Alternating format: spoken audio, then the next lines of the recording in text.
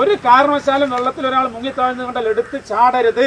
കാരണം നിങ്ങളിൽ പല ആളുകളും ധരിച്ചു വെച്ചിട്ടുണ്ടാവും നീന്തൽ അറിയാം, അതുകൊണ്ട് ചാടി ഇറങ്ങി ഒരു ജീവൻ രക്ഷപ്പെടുത്താം എന്ന് വിചാരിച്ച് ഓടിപ്പോയി കഴിഞ്ഞാൽ നിങ്ങളുടെ ജീവൻ അപകടത്തിലാവും. മുങ്ങിത്താഴ്ന്ന ആൾ നിങ്ങളെ പിടിക്കും. നിങ്ങളെ പിടിച്ചു കഴിഞ്ഞാൽ അവിടെ 3 മിനിറ്റിനുള്ളിൽ നിങ്ങൾക്ക് അവനെ കരക്കി എത്തിക്കാൻ കഴിഞ്ഞില്ലെങ്കിൽ നിങ്ങൾ രണ്ടുപേരും വെള്ളത്തിനടിയിലോട്ട് പോയി മുങ്ങി മരിക്കും. നമുക്ക് ഭക്ഷണം കഴിക്കാതെ വേണമെങ്കിൽ 30 ദിവസം ജീവിക്കാം. പക്ഷെ ശ്വാസം എടുക്കാതെ 3 മിനിറ്റിൽ കൂടുതൽ ഒരാൾക്ക് ഈ ഭൂമിയിൽ ജീവിക്കാൻ കഴിയില്ല.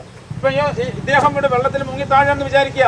നമ്മള് മുന്നിൽ കൂടെ ഫ്രണ്ടിൽ കൂടെ നീന്തി ഇയാളെ രക്ഷപ്പെടുത്താൻ പോയാൽ, അല്ലെങ്കിൽ അദ്ദേഹം എന്നെ രക്ഷപ്പെടുത്താൻ, ഞാൻ എന്ത് ചെയ്യും? ഇയാളെ മുക്കി താഴ്ത്തും. എന്നിട്ട് ഞാൻ മേലോട്ട് പൊന്താൻ ശ്രമിക്കും. ഒരാൾ വെള്ളത്തിൽ വീണ് കഴിഞ്ഞാൽ അയാളെ എങ്ങനെയാണ് രക്ഷപ്പെടുത്തേണ്ടത്, എന്തൊക്കെയാണ് മുൻകരുതൽ എടുക്കേണ്ടതെന്ന് പറഞ്ഞു തരാം. ബാക്ക് സ്ട്രോക്ക്, പിറകിലോട്ട് നന്നായി നീന്താൻ കഴിയുന്ന ഒരാൾക്ക് മാത്രമേ ജീവനോടുകൂടി ഒരാളെ രക്ഷപ്പെടുത്തി കൊണ്ടുവരാൻ പറ്റൂ. ഇത് ആദ്യം മനസ്സിലാക്കണം. നല്ല മഴയാണ്, ചുറ്റിലും വെള്ളം മുങ്ങിക്കൊണ്ടിരിക്കുകയാണ്. ധാരാളം അപകടം ഉണ്ടായിക്കൊണ്ടിരിക്കുന്ന ഈ ഒരു സമയത്ത് വെള്ളത്തിൽപ്പെട്ടാൽ നമുക്ക് എങ്ങനെ അതിൽ നിന്ന് രക്ഷപ്പെടാം, അല്ലെങ്കിൽ എങ്ങനെ ഒരാളെ രക്ഷപ്പെടുത്താം, ഇതിന്റെ കൂടുതൽ ഡീറ്റെയിൽസ് പറഞ്ഞു തരാനായിട്ട് fire and rescue officer Kannadas sir നമ്മുടെ കൂടെ ഉണ്ട്. അതായത് ജലാശയ അപകടങ്ങളിൽ ശ്രദ്ധിക്കേണ്ട ഒരു കാര്യം, നേരിട്ട് കാണുന്ന ആൾക്ക് വെള്ളത്തിലൊരാൾ അകപ്പെട്ട് കഴിഞ്ഞാൽ അത് ലൈവായിട്ട് ആരാണോ നേരിൽ കാണുന്നത് അവർക്ക് മാത്രമേ ജീവനോടെ രക്ഷപ്പെടുത്താൻ പറ്റൂ. അത് 3 മിനിറ്റിനുള്ളിൽ ക്രിയാത്മകമായി ഇടപെട്ടാൽ മാത്രമാണ് ജീവനോടെ രക്ഷപ്പെടുത്താൻ കഴിയും. അല്ലെങ്കിൽ 3 മിനിറ്റിനകത്ത് അദ്ദേഹം അൺകോൺഷ്യസ്, അത് ആരായാലും, എത്ര സ്വിമ്മർ ആണെങ്കിൽ പോലും, എത്ര ശക്തിയുള്ള ആളാണെങ്കിലും കായികമായിട്ട് ബലമുള്ള ആളാണെങ്കിലും 3 മിനിറ്റ് കഴിയുമ്പോൾ ശ്വാസം കിട്ടാതെ 3 മിനിറ്റ് സമയം വെള്ളത്തിനകത്ത് മുങ്ങിപ്പോയാൽ അൺകോൺഷ്യസ് ആവും. അടുത്ത 6 മുതൽ 9 മിനിറ്റിൽ മസ്തിഷ്ക മരണം സംഭവിക്കും. അപ്പോൾ ഈ 3 മിനിറ്റിനുള്ളിൽ ആളെ രക്ഷപ്പെടുത്തുന്നതിനുള്ള ടെക്നിക്ക് എന്ന് പറയുന്നത് ഒരു കാരണവശാലും എടുത്ത് ചാടരുത്. വെള്ളത്തിലകപ്പെട്ട ആളുടെ അടുത്തേക്ക് നേരിട്ട് നീന്തിപ്പോയിട്ട് രക്ഷപ്പെടുത്താൻ ശ്രമിക്കുന്നത് റെസ്ക്യൂറിൻ്റെ ജീവൻ അപകടത്തിലാക്കും. അപ്പം അത് ഒഴിവാക്കിക്കൊണ്ട് ആദ്യത്തെ കുറച്ച് സ്റ്റെപ്പുകളുണ്ട്. ആ സ്റ്റെപ്പ് ഒന്നും നടത്തുന്നില്ലെങ്കിൽ മാത്രമേ നേരിട്ട് ഇറങ്ങിച്ചെന്ന് രക്ഷപ്പെടുത്താൻ പറ്റൂ. അതും പിറകുവശത്ത് കൂടെ മാത്രം പോയിട്ട് ഒരാളെ രക്ഷപ്പെടുത്താൻ ശ്രമിക്കേണ്ടത്. ആദ്യത്തെ ടെക്നിക്ക് എന്ന് പറഞ്ഞു കഴിഞ്ഞാൽ ആദ്യം ഷൗട്ട് ചെയ്യുക എന്നുള്ളതാണ്.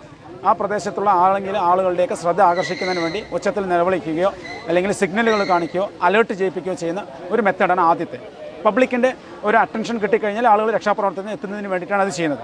രണ്ടാമത്തെ ടെക്നിക്ക് എന്ന് പറയുന്നത് റീച്ച് എന്ന മെത്തേഡാണ്. റീച്ച് എന്ന് പറഞ്ഞു കഴിഞ്ഞാൽ എത്തിപ്പിടിക്കാൻ പാകത്തിലൊരു വസ്തു നീട്ടിക്കൊടുക്കുക. അതൊരു വടിയാവാം, അല്ലെങ്കിൽ ഒരു കയറാവാം, അല്ലെങ്കിൽ ഒരു തുണിയാവാം, അല്ലെങ്കിൽ ഒരു സാരിയോ ലുങ്കിയോ എന്തെങ്കിലും ആവാം. ഒരു 5-6 മീറ്റർ നീളമുള്ള ഒരു സാധനം ഒരു തൊട്ടടുത്ത് തന്നെയാണ് മുങ്ങി താഴ്ന്നതെങ്കിൽ നമ്മൾ അങ്ങോട്ട് റീച്ച് ചെയ്യുക, എത്തിച്ചു കൊടുക്കുക. അതിനകത്ത് പിടിച്ച് ആളെ വലിച്ച് അങ്ങോട്ട് കയറ്റുക എന്നുള്ളതാണ്. അടുത്ത ടെക്നിക്ക് പറഞ്ഞാൽ ത്രോ ചെയ്യുക എന്നുള്ളതാണ്. എന്തെങ്കിലും ഫ്ലോട്ടിംഗ് ഡിവൈസ്, വെള്ളത്തിൽ പൊന്തിക്കിടക്കാൻ സാധ്യതയുള്ള എന്തെങ്കിലും ഫ്ലോട്ടിംഗ് ഡിവൈസ് മുങ്ങിത്താഴ്ന്ന ആളുടെ അരികിലേക്ക് എറിഞ്ഞു കൊടുക്കുക. അത് ലൈഫ് ജാക്കറ്റ് ആവാം, ലൈഫ് ബോയ് ആവാം, ഇംപ്രവൈസ്ഡ് ഫ്ലോട്ടിംഗ് ഡിവൈസ് ആവാം, അല്ലെങ്കിൽ പിന്നെ ബോട്ടിൽ ജാക്കറ്റ് ആവാം, ഒരു ക്യാൻ ആവാം, കന്നാസ് ആവാം, എന്തെങ്കിലും ഒരു പാഴ്വസ്തു വെള്ളത്തിൽ പൊന്തിക്കിടക്കുന്ന ഒരു തെർമോക്കോളോ അല്ലെങ്കിൽ ഒരു റബ്ബറിൻ്റെ ട്യൂബോ എന്തെങ്കിലും ആവാം. അപ്പോൾ അതിനകത്ത് പിടിച്ചുകൊണ്ട് അയാൾ നിന്നോളും. പിന്നീട് നമുക്ക് സാവധാനത്തിൽ ആളെ പോയി രക്ഷപ്പെടുത്താം. അടുത്തത് എന്ന് പറയുന്നത് പിന്നെ വെയ്ഡ് എന്നുള്ള മെത്തേഡാണ്. അതായത് വട ഉപയോഗിച്ച് കെട്ടിക്കൊണ്ട് ആളുടെ അടുത്തേ പോയി ആളെ വലിച്ചിങ്ങോട്ട് കയറ്റുക എന്നുള്ളതാണ്. അപ്പോഴും രക്ഷാപ്രവർത്തന സേഫ്റ്റിക്ക് വേണ്ടിയിട്ടാണ് അത് ചെയ്യുന്നത്. അടുത്ത ടെക്നിക്ക് എന്ന് പറയുന്നത് റോ, അതായത് തുഴഞ്ഞെടുത്ത് പോകാൻ എന്തെങ്കിലും ഒരു ഉപകരണം ഉണ്ടെങ്കിൽ, ഒരു വഞ്ചിയോ അല്ലെങ്കിൽ ഒരു ബോട്ടോ അല്ലെങ്കിൽ ഒരു കൊച്ചു വള്ളമോ അല്ലെങ്കിൽ ഒരു റബ്ബറിൻ്റെ ഡിങ്കിയോ എന്തെങ്കിലും ഒരു സാധനം ഉണ്ടെങ്കിൽ അതിനകത്ത് കയറുക, നേരെ മുങ്ങിത്താഴ്ന്ന ആളുടെ അടുത്ത് പെട്ടെന്ന് തുഴഞ്ഞു പോവുക, ആളെ ആ റബ്ബർ ഡിങ്കിക്കകത്തോ അല്ലെങ്കിൽ ആ ബോട്ടിനകത്തോ ആ വള്ളത്തിനകത്തോ വലിച്ചു കയറ്റുക എന്നുള്ളതാണ്. ഏറ്റവും അവസാനത്തെ ഓപ്ഷനാണ് നീന്തിപ്പോയിട്ട് രക്ഷാപ്രവർത്തനത്തിന് പോകുക എന്നുള്ളത്. നീന്തിപ്പോയി രക്ഷാപ്രവർത്തനത്തിന് പോകുമ്പോൾ ശ്രദ്ധിക്കേണ്ട കാര്യം, പിറകുവശത്ത് കൂടെ മാത്രം പോവുക. പിറകുവശത്ത് കൂടെ മാത്രം പോയിട്ട് ബാക്ക് സ്ട്രോക്ക് നന്നായി നീന്താൻ അറിയുന്നവർക്ക് മാത്രമേ ലൈവായിട്ട് ജീവനോടുകൂടി ഒരാളെ രക്ഷപ്പെടുത്താൻ കഴിയുന്നുള്ളത് മനസ്സിലാക്കുക. പുറകിലൂടെ പിടിക്കേണ്ട ടെക്നിക്ക് എന്ന് പറഞ്ഞാൽ, ഇപ്പോൾ വെള്ളത്തിലൊരാൾ മുങ്ങിത്താഴുകയാണെങ്കിൽ നമ്മൾ പിറകുവശത്ത് കൂടെ പോയിട്ട് ആളുടെ കഴുത്തിൻ്റെ ഭാഗത്ത് വലത് കൈ ഉപയോഗിച്ചുകൊണ്ട് നേരെ മേലോട്ട് ഉയർത്തുക. കഴുത്തിൻ്റെ മേലോട്ട് ഉയർത്തുന്നതിനെന്ന് വെച്ചാൽ, ഒന്ന് ഇയാൾ നമ്മളെ പിടിക്കാതിരിക്കണം, കയറി പിടിച്ച് നമ്മളെ കൺട്രോൾ പോകാതിരിക്കാൻ വേണ്ടിയിട്ടാണ് പിറകുവശത്ത് കൂടെ പോകുന്നത്.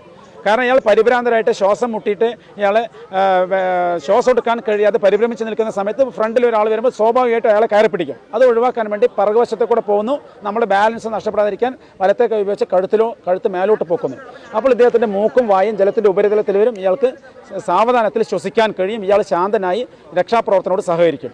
എന്നതിന് ശേഷം നമ്മൾ ഇയാളുടെ ബോഡി വെയിറ്റ് ശരീരത്തിൽ ചേർത്ത് പിടിച്ചുകൊണ്ട് ബാക്കിലോട്ട് ഒരു കൈ ഉപയോഗിച്ച് ബാക്ക് സ്ട്രോക്ക് നീന്തിയിട്ട് വേണം കരയിലോട്ട് പോകാൻ. ഇത് വളരെ റിസ്ക് ആയിട്ടുള്ളൊരു സംഭവമാണ്. അതുകൊണ്ടാണ് രക്ഷാപ്രവർത്തനത്തിൽ ഏറ്റവും റിസ്ക് ആയിട്ടുള്ള രക്ഷാപ്രവർത്തനമായിട്ട് ഈ ജലാശയങ്ങളിലെ പിന്നെ അപകടങ്ങളിൽ കണക്കാക്കുന്നത്. രക്ഷാപ്രവർത്തന ജീവൻ തന്നെ അപകടത്തിലാവാൻ സാധ്യതയുള്ളതുകൊണ്ട് ഇത് റെസ്ക്യൂ വർക്കിൽ ഏറ്റവും റിസ്ക് ആയിട്ടുള്ളൊരു വർക്കാണ് ജീവനോടെ വെള്ളത്തിൽ നിന്ന് ഒരാളെ രക്ഷപ്പെടുത്തുക എന്നുള്ളത്. ഓക്കെ സാർ, ഈ മുടി പിടിച്ച് വലിക്കുക, സാരി കൊടുക്കുക, അങ്ങനെയുള്ള സാരി പിടിച്ച് വലിക്കുക, അങ്ങനെയുള്ളത് ചെയ്യാൻ പറ്റുമോ? മുടിയിൽ പിടിച്ച് ബോധം ഉള്ള ഒരാൾക്കാണെങ്കിൽ നമ്മൾ റീച്ച് എന്ന മെത്തേഡിൽ കൂടെ നേരത്തെ പറഞ്ഞ പോലെ മുടിയിൽ കൈ കൊടുത്ത് വലിച്ചു കയറ്റാം. വടി ഉപയോഗിച്ചോ സാരി ഉപയോഗിച്ചോ എന്തെങ്കിലും വള്ളിപ്പടർപ്പോ അല്ലെങ്കിൽ റോപ്പോ ഉപയോഗിച്ച് അദ്ദേഹത്തെ പിടിച്ച് വലിച്ച് കയറ്റാം. അബോധാവസ്ഥയിലുള്ള ആളാണെങ്കിൽ നമുക്ക് നേരത്തെ പറഞ്ഞ പോലെ എങ്ങനെ വേണമെങ്കിലും വലിച്ച് കൊണ്ടുവരാം.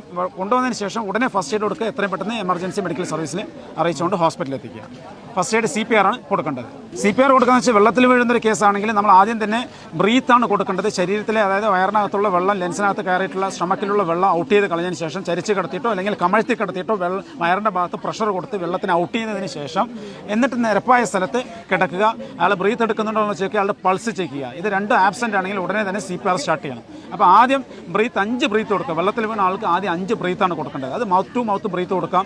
മൗത്ത് ടു മൗത്ത് ബ്രീത്ത് കൊടുക്കുന്ന സമയത്ത് റെസ്ക്യൂറിൻ്റെ സേഫ്റ്റിക്ക് വേണ്ടി ഒരു മാസ്കോ അല്ലെങ്കിൽ ഒരു തൂവാലിയോ കർച്ചഫോ എന്തെങ്കിലും വായിക്കകത്ത് വെച്ചതിന് ശേഷം മൂക്കടച്ച് പിടിച്ചതിന് ശേഷം ശക്തമായിട്ട് അദ്ദേഹത്തിൻ്റെ ലെൻസിലോട്ട് വായിലോട്ട് നന്നായി ഊതി കൊടുക്കുക. ഒരു 5 ബ്രീത്ത് കൊടുക്കുക. എന്നതിന് ശേഷം അദ്ദേഹത്തിൻ്റെ വാരിയിൽ അവസാനിക്കുന്ന പോയിൻ്റായ സ്റ്റെർണം എന്ന് പറഞ്ഞ പോയിന്റിലേക്ക് നമ്മുടെ മാസ്റ്റർ ഹാൻഡ് വെച്ചുകൊണ്ട് 2 കൈകളും വെച്ചുകൊണ്ട് 30 കംപ്രഷൻ ഒരു 5 സെൻറ്റിമീറ്ററെങ്കിലും വാരിയിൽ താഴത്തക്ക രീതിയിൽ 30 കംപ്രഷൻ കണ്ടിന്യൂസ് ആയിട്ട് കൊടുക്കുക. വീണ്ടും 5 ബ്രീത്ത് കൊടുത്തുകൊണ്ടേയിരിക്കുക. ഇത് 1 മിനിറ്റിൽ 100 തവണ ചെയ്യുക. ഒരു മിനിറ്റിനകത്ത് 5 സൈക്കിളായിട്ട് 100 തവണയെങ്കിലും ചെയ്യണം. ബോധം വരുന്നത് വരെയോ അല്ലെങ്കിൽ ഹോസ്പിറ്റലിൽ എത്തുന്നവരെയോ ഇത് ചെയ്തുകൊണ്ടേയിരിക്കണം. അതാണ് CPR ഇതിനകത്ത് കൊടുക്കുന്ന CPR. ഓക്കെ, അപ്പോൾ ഇപ്പോൾ വെള്ളത്തിൽപ്പെടുന്ന അപകട മരണങ്ങൾ കൂടിക്കൊണ്ടിരിക്കുകയാണ്. അപ്പോൾ എങ്ങനെ വെള്ളത്തിൽപ്പെട്ട രക്ഷപ്പെടുത്താം, അതുപോലെ CPR എല്ലാം എങ്ങനെ കൊടുക്കാം എന്നുള്ളത് നമുക്ക് കണ്ണദാസൻ സാർ, അതായത് ഫയർ ആൻഡ് റെസ്ക്യൂലെ ഓഫീസറാണ്. അപ്പോൾ സാർ പറഞ്ഞു തന്നു. അപ്പോൾ സാർ താങ്ക് യു. അപ്പോൾ നമ്മുടെ ഗ്രീൻ മാംഗോ സബ്സ്ക്രൈബേഴ്സിന് വേണ്ടി പറഞ്ഞതെന്നാണ്. അപ്പോൾ സാറേ താങ്ക് യു.